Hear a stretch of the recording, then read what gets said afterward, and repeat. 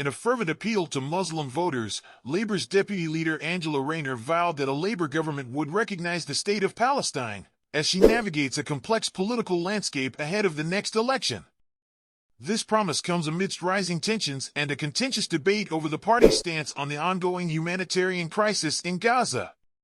Meanwhile, Nigel Farage's inflammatory rhetoric on sectarian politics has stirred further controversy, marking a turbulent moment in British politics. Angela Rayner's recent comments have sparked intense debate and highlighted the Labour Party's delicate position on Middle Eastern politics. In a video circulating online, Rayner is seen addressing voters in her Ashton-Under-Lyne constituency, expressing gratitude for their support in the 2019 election and acknowledging their anger over the Gaza crisis. She reassured her audience of Labour's commitment to recognizing Palestine, aligning with the International Criminal Court's recent actions and emphasizing the party's stance on the humanitarian disaster. Rayner's appeal underscores Labour's struggle to retain its Muslim voter base, especially after party leader Sir Keir Starmer's initial refusal to support a permanent ceasefire in Gaza. This stance partly contributed to Labour's loss in the Rochdale by-election to George Galloway earlier this year. Rayner's promise to recognize Palestine if Labour wins power goes further than Starmer's more cautious approach, reflecting a desperate bid to mend relations with disillusioned supporters.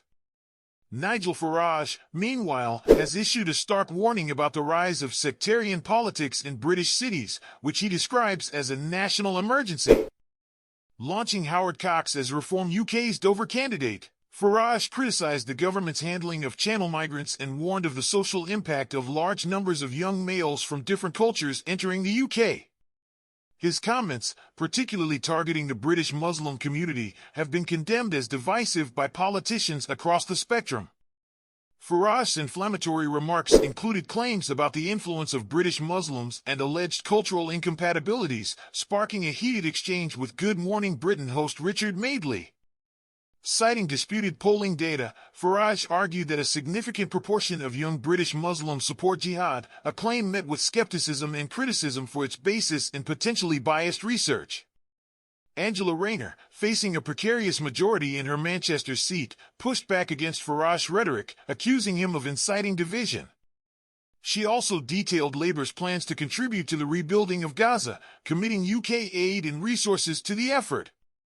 Her stance on Palestine and response to Farage's comments highlight the broader challenges Labour faces in addressing complex international issues while navigating domestic political sensitivities.